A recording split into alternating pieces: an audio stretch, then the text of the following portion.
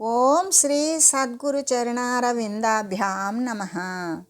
ఓం శ్రీ గణేశ శారదా సద్గురు మంగళమూర్తిభ్యో నమః. ఓం నమో భగవతే వేదవ్యాసాయ నమః. ఓం నమః ప్రణవార్థాయ శుద్ధ జ్ఞానైకమూర్తయే నిర్మలాయ ప్రశాంతాయ దక్షిణామూర్తయే నమః. ఓం ఈశ్వరో గురురాత్మేతి మూర్తిభేద విభాగినే వ్యోమవద్వ్యాప్తదేహాయ దక్షిణామూర్తయే నమః. శ్రీ గురుగీత తృతీయోధ్యాయము. అయితే అక్కడ జీవుడనేటువంటి వాడు ఉన్నాడా అంటే లేదు, సర్వవ్యాపకమైనటువంటి పరమాత్మ స్వరూపుడే అయ్యున్నాడు. అంటే అక్కడ ఉపాధి తత్వాలు అనేటువంటివి లేవు. ఉపాధి తత్వాలు అన్నీ కూడా దేనికి సంబంధించినవి అంటే జగత్తుకు సంబంధించినవి. ఈ జగత్తంతా కూడా దేని చేత కల్పించబడింది? అసత్యమైనటువంటి ఆరోప దృష్టి చేత మాత్రమే కల్పించబడింది. ఈ ఆరోప దృష్టి అనేటువంటిది నశించిపోతే అధిష్టానమైనటువంటిది, అధిష్టానంలో అవశిష్టమై అంటే మిగిలి ఉన్నదేంటి అంటే పరబ్రహ్మ స్వరూపమే. మరి ఇంకప్పుడు పరమాత్మ తప్ప మళ్ళీ జీవుడు అనే రెండవ వాడు ఉన్నాడా? లేడు. అంటే నిరుపాధికమైనటువంటి తత్వమైన పరబ్రహ్మస్వరూపుడైన శివుడు ఒక్కడే ఉంటూ ఉన్నాడు. ఇటువంటి శ్రీ గురు పరబ్రహ్మ పరతత్వాన్ని నేను ఏ మహాత్ముని చేత అయితే నాకు ఉద్భవించిందో సిద్ధించిందో అటువంటి కృపతో నిండిన అమృతమయమైనటువంటి జ్ఞానముతో నిండిపోయిన చైతన్యముతో నిండిపోయి శాంతితో పరిపూర్ణమైన ఎటువంటి మార్పులకు కూడా లోను కానటువంటి ఏ కలంకము కూడా ఏ మాలిన్యము లేనటువంటి ఆ పరమాత్మ స్వరూపము ఇట్టిది అని పోల్చి చూపడానికి సరి సమానమైనది మరొకటి లేని కారణము చేత ఏ రూపము లేనటువంటి సర్వవ్యాపకమైనటువంటి నిరంజన స్వరూపమే అయిన పరిపూర్ణ ఆనందమయత్వముతో నిండిన శ్రీ గురు పరబ్రహ్మ స్వరూపుడే అయినా శ్రీ గురుదేవుని యొక్క విజ్ఞానమయమైనటువంటి పాదారవిందాలను పాదాలు అనబడేటువంటి అరవిందాలను నేను నిరంతరం కూడా నమస్కరిస్తూ ఉన్నాను. శ్రీ గురుదేవుని యొక్క పాదాలు ఎటువంటివి? తామరల వంటివి. అంటే ఎల్లప్పుడూ కూడా ఈ యొక్క సృష్టి పరంపరలు నశింపజేసేటువంటివి. అంతేకాదు అవి పరమాత్మ స్వరూపమునందు సంలీనం చేసేటువంటివి ఏవైతే ఉన్నాయో ఆ పరమాత్మ సద్గురుమూర్తి యొక్క కరుణా విశేష భాగ్యం వల్ల నేను నా యొక్క విజ్ఞానమయ స్థితిలో సర్వవ్యాపకమైనటువంటి పరబ్రహ్మ స్వరూపము నేనే అని తెలియడం వల్ల ఆ తెలిసినటువంటి విషయాలను నాకు తెలియజేసినటువంటి ఆ విజ్ఞానమయ పాదార విందాలను నేను నిరంతరం కూడా నమస్కరిస్తూ ఉన్నాను, స్మరిస్తున్నాను, ధ్యానిస్తున్నాను. అంటే భజిస్తున్నాను, కీర్తిస్తున్నాను, స్తుతిస్తున్నాను. ఈ విధంగా శ్రీ గురు పాదార విందాలే నాకు శరణ్యము. ఇంకెతనమైనటువంటి విషయం ద్వారా నాకు ఏది బోధపడదు. ఇది మాత్రమే నన్ను ఉద్ధరించగలదు అని నమ్మి ఎల్లవేళలా కూడా నేను ఉపాసిస్తూ ఉన్నటువంటి మరి వాటిని మాత్రమే భావిస్తూ నా సంసార తరణోపాయానికి ఉపయోగపడినటువంటి ఆ ఉపాసన కంటే నాకు వేరొక భాగ్యం అనేటువంటిది ఉన్నదా? లేదు. ఎందుకు అంటే ఏ పరమాత్మ స్వరూపమైతే ఉన్నదో ఆ స్వరూపమే శ్రీ గురుదేవుని యొక్క తత్వము. అటువంటి శ్రీ గురుదేవుని యొక్క శాశ్వత తత్వం ఏదైతే ఉన్నదో అదే కదా నాకు పరమతత్వము, నిత్యమైనది, సన్నిధానమైనది, సమక్షంలో ఉన్నటువంటి దాని చేతనే నేను సర్వేక సమస్తము ఎక్కడెక్కడో వెతికి ఏదేదో శ్రమలకు ఊర్చి ఏమి చేసినా నా యందు నేను సర్వమునందు మరి పరివ్యాప్తమై ఉన్నటువంటి ఆ యొక్క పరిపూర్ణ తత్వాన్ని గురించి బోధించేటువంటిది శ్రీ గురుతత్వము నాకు ఏమి ఇస్తుంది అంటే పరబ్రహ్మ ఆనందాన్ని నాకు ఇస్తుంది. కాబట్టి ఆ పరమాత్మ తత్వము యొక్క సన్నిధానమునందు నేను ధన్యతను పొందాను. అంతేకాదు నేను కృతార్థుడనయ్యాను. ఇంకా నాకు ఎటువంటి భయాలు, అపోహలు, భ్రాంతులు అనేటువంటివి లేవు. సర్వము నశించిపోయినవి. ఖండత్వము, పరిచ్ఛిన్నత్వము అనేవి కూడా సమసిపోయినవి. ఇంకా నేను ఈ యొక్క మానవ దేహాన్ని ధరించినా కూడా ఇక మానవ దేహము, దైవదేహము అనేటువంటి భిన్నత్వము లేక సర్వవ్యాపకమునందు సంలీనమై ఉన్నటువంటి నేను కృతకృత్యుడను. కాబట్టి అప్పుడు ఆ కృతకృత్య పదవిని ఎవరు అందించారు అంటే శ్రీ సద్గురుమూర్తి యొక్క పదమే అందించింది. ఎందుకు? అదే శివము. అంటే అదే మంగళదాయకమైనటువంటి జీవునికి ఏ తత్వము అందితే మళ్ళీ జీవస్థితి నశించిపోతుందో, దైవస్థితి సంప్రాప్తమవుతుందో అటువంటి ఆనందము రెండవది లేనిది, అది మాత్రమే కైవల్య స్థితి అని చెబుతూ ఇంకా కూడా తస్మాత్ పరతరం నాస్తి గురుమేవ సదా భజే గురుం వినా నజీవామి గురు బ్రహ్మ నమామ్యహం. అంటే గురువు గనక లేకపోతే నాకు జీవత్వం అనేటువంటిది నశించదు. సద్గురుమూర్తి యొక్క కరుణ వల్ల మాత్రమే ఆయన బోధించినటువంటి వాగమృతమైనటువంటి ఆ యొక్క బోధ రసాస్వాదన చేతనే నేను ఆ జ్ఞానాన్ని అనుసరించి సదా బ్రహ్మానుసంధానం చేసి పరబ్రహ్మతత్వము శివత్వాన్ని పొందాను. అటువంటి జీవత్వం అనేది నశించింది. అదేని వల్ల నశించింది? శ్రీ సద్గురుమూర్తి ద్వారా మాత్రమే లభ్యమైంది. అందుకే ఎల్లప్పుడూ కూడా మరి గురుదేవుడిని ఎల్లవేళలా కూడా నమస్కరించాలి, భజించాలి, కీర్తించాలి, ఎల్లవేళలా ఉపాసించాలి, స్మరించాలి. క్షణము కూడా సందు లేకుండా ధ్యానించగలగాలి. అటువంటి తత్వముతోటే పరబ్రహ్మ స్వరూపాన్ని పొందగలుగుతాం అనే విషయాన్ని తెలియజేస్తూ అజ్ఞానతిమిరాంధస్య విషయాక్రాంత చేతసః జ్ఞానప్రభా ప్రధానేన ప్రసాదం కురుమే ప్రభో. అంటే ఇక్కడ అజ్ఞానతిమిరాంధస్య అంటే ఆత్మస్వరూపాన్ని గురించి తెలియకపోవుట అనేటువంటిది కదా అజ్ఞానము అనేటువంటిది. అయితే ఎటువంటి తిమిర వ్యాధి చేత అంటే తిమిరము అంటే చీకటి చేత, అంటే కంటికి ఏ వస్తువు కనబడదు. కన్నులో లోపమా అంటే అక్కడ ఉన్నటువంటి ఆవరించినటువంటి చీకటి దోషం.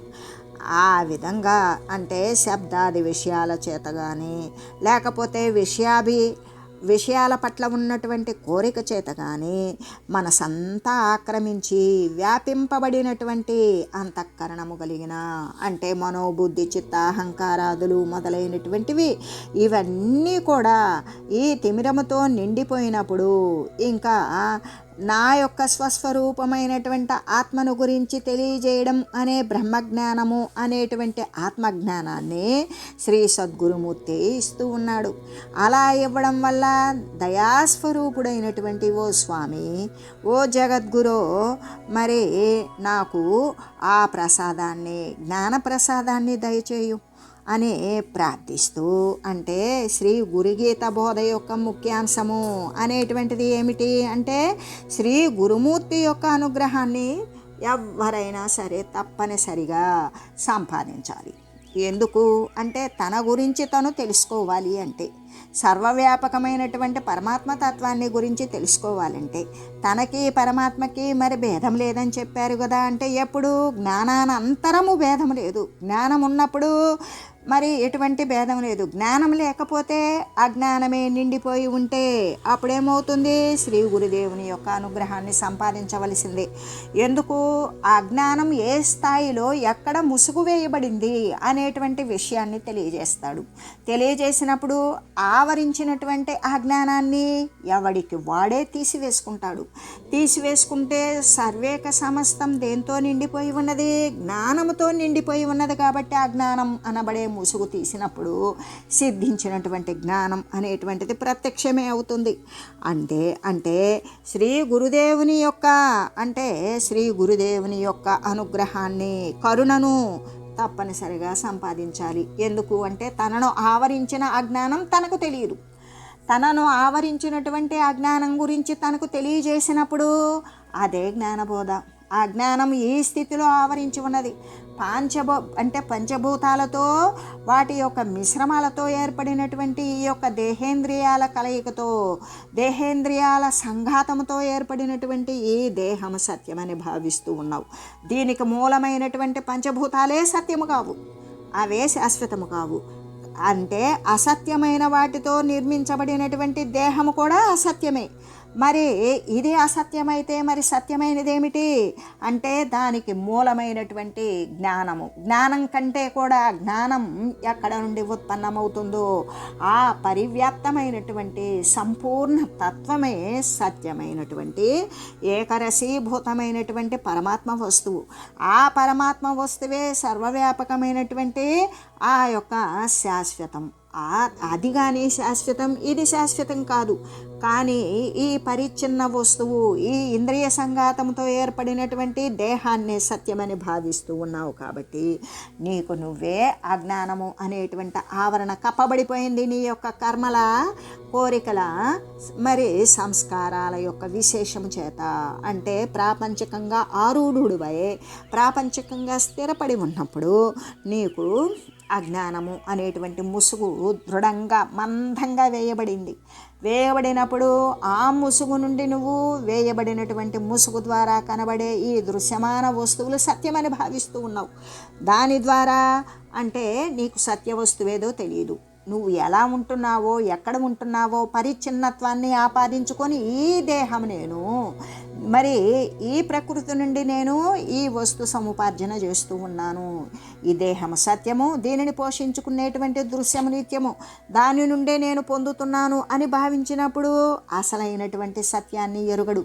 ఎందుకు ఎరగడానికి మనకి జ్ఞానమయమైనటువంటి దృష్టి లేదు, వివేకము అనేది లేదు. అవివేకాన్నే వివేకం అనుకున్నాడు, అసత్యమన్నే సత్యం అనుకున్నాడు. అటువంటి అసత్యాన్ని ఇది అసత్యం రా నాయన అని తెలియజేయాలి అంటే సద్గురుమూర్తి యొక్క కృప అవసరం. అందుకని శ్రీ గురుదేవుని యొక్క అనుగ్రహాన్ని ప్రతి ఒక్కరం కూడా సంపాదించవలసింది. అటువంటి సద్గురుదేవుని యొక్క అనుగ్రహం కలిగిందనుకో, ఆ అనుగ్రహం ఒకంత కలిగితే ఒకంత జ్ఞానాంకురం అవుతుంది. శ్రీ సద్గురుమూర్తి యొక్క అనుగ్రహం అనేటువంటిది అతిశయిల్లి కలిగినదనుకో, ఎక్కువగా అంటే ఆ దయ అనేటువంటిది పూర్తిగా కలిగిందనుకో, అప్పుడు ఆ గురుతత్వ స్వరూపాన్ని పొందినవాడు అవుతాడు. అదే కొద్దిగా కలిగితే అప్పుడు వాడేం చేస్తాడు, ఆ అజ్ఞానంతో వేసుకున్నటువంటి ముసుగును తొలగించుకునేటువంటి ప్రయత్నం చేస్తాడు. ఆ ప్రయత్నం అనేటువంటిది వస్తు స్వరూపమా కాదు, జ్ఞానస్వరూపం. వాడు కొద్దిగా జ్ఞానాన్ని మరి తెలుసుకుంటున్నప్పుడు ఆ జ్ఞాన ముసుగును కొంచెంగా తీస్తాడు. అదే జ్ఞానంతో పూర్తి స్థాయిలో నిండిపోయాడా, ఆ జ్ఞానం శ్రీ సద్గురుమూర్తి యొక్క పూర్తి అనుగ్రహం. ఆ పూర్తి దృఢపడినటువంటి జ్ఞానముతోటి ఆ జ్ఞాన ఆవరణం అనేటువంటి ముసుగు తీసేసుకుంటాడు. ఆ ముసుగు ఒక్క ఈ దేహానికి పడిందా అంటే ఈ దేహము అనేటువంటిది జడప్రాయము, దేహమేమీ చేయలేదు. దేహాంతర్గతంగా ఉన్నటువంటి ఏ తెలివి అయితే, ఏ చేతనమైతే ఉన్నదో అది తనను ఈ యొక్క ఖండ వస్తువు, పరిచ్ఛిన్న వస్తువు, దేహేంద్రియాలే సత్యము అని భావించేటువంటి దృశ్యమాన జగత్తులో ఊనుకొని ఉండడం, అటువంటిది అజ్ఞాన ప్రవృత్తి. ఆ అజ్ఞాన ప్రవృత్తి తీయబడాలి అంటే జ్ఞానము పటిష్టమై ఉండాలి.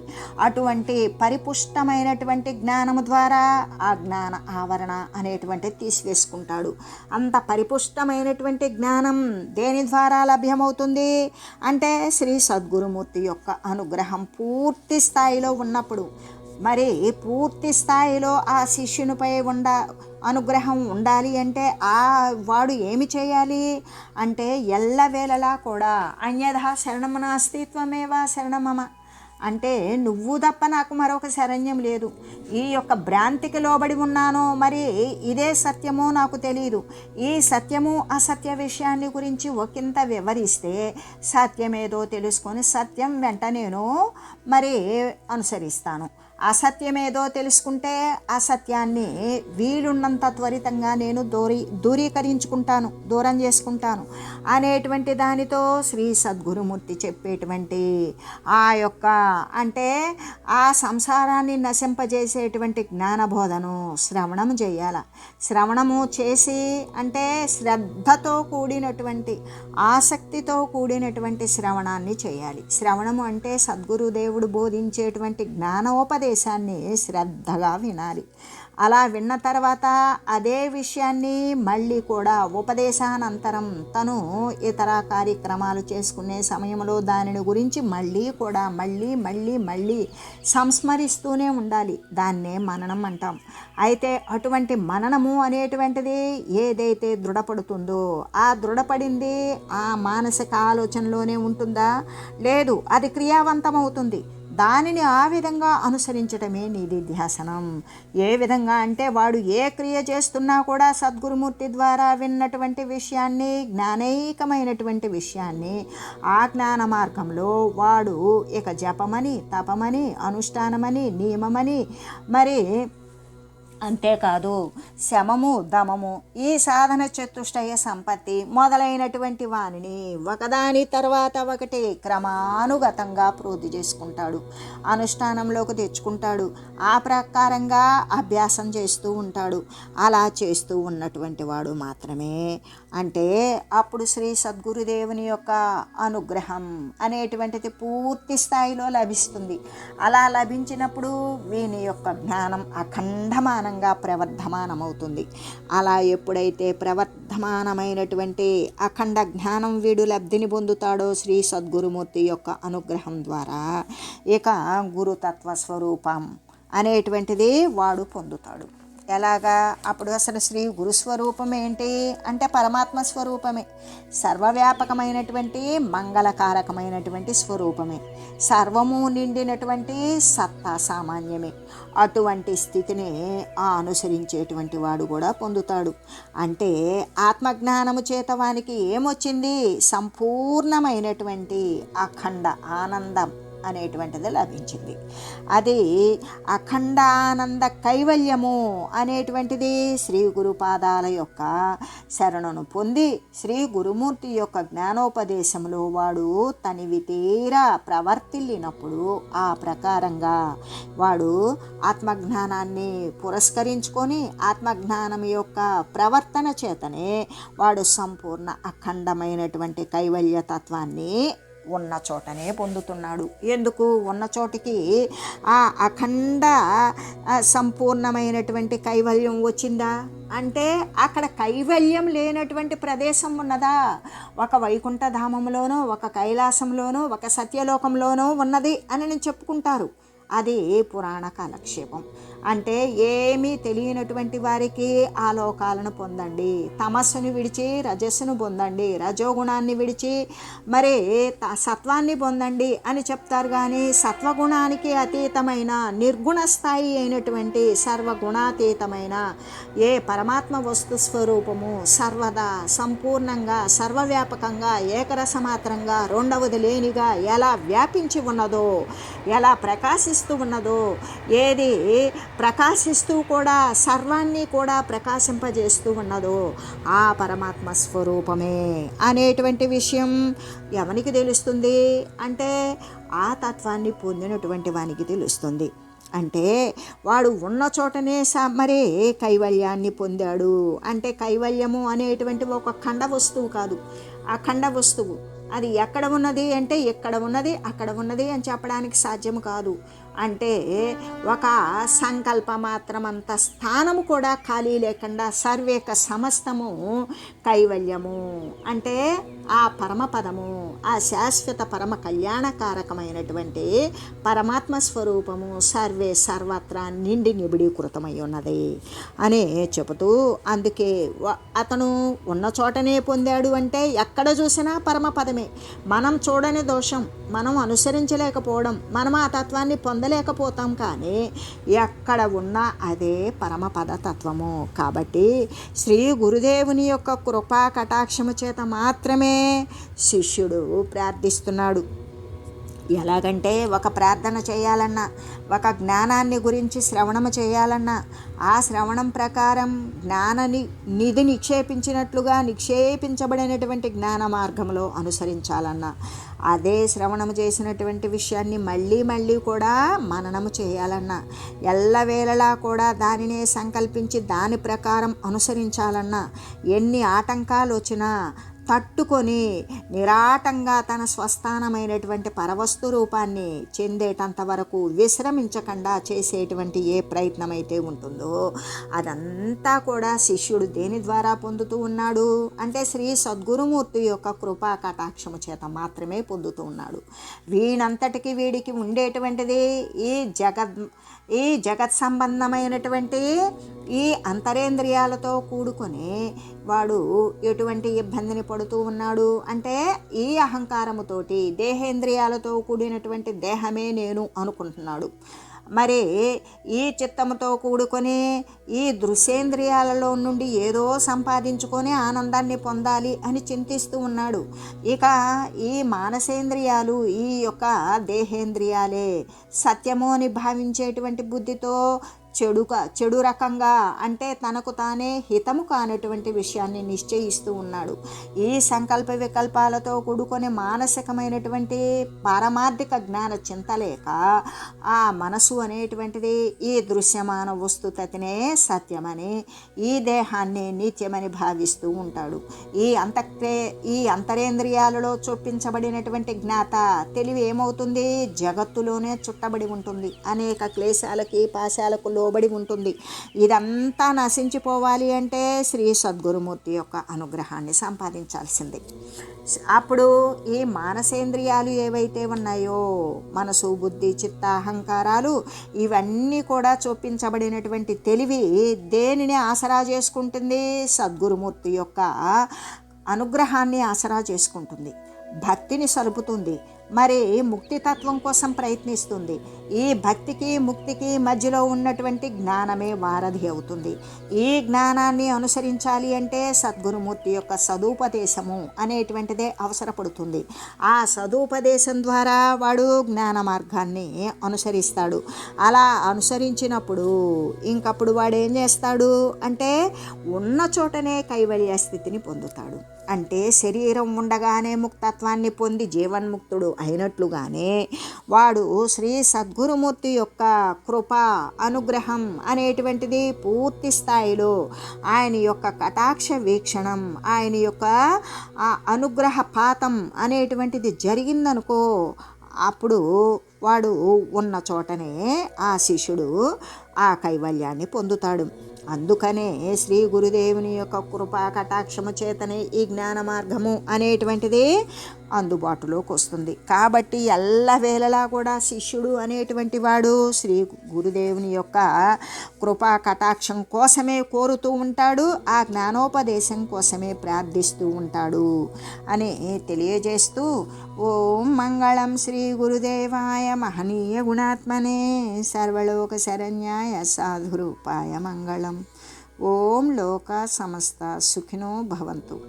ఓం శ్రీ సద్గురు పరబ్రహ్మార్పణమస్తు. ఓం తత్సత్.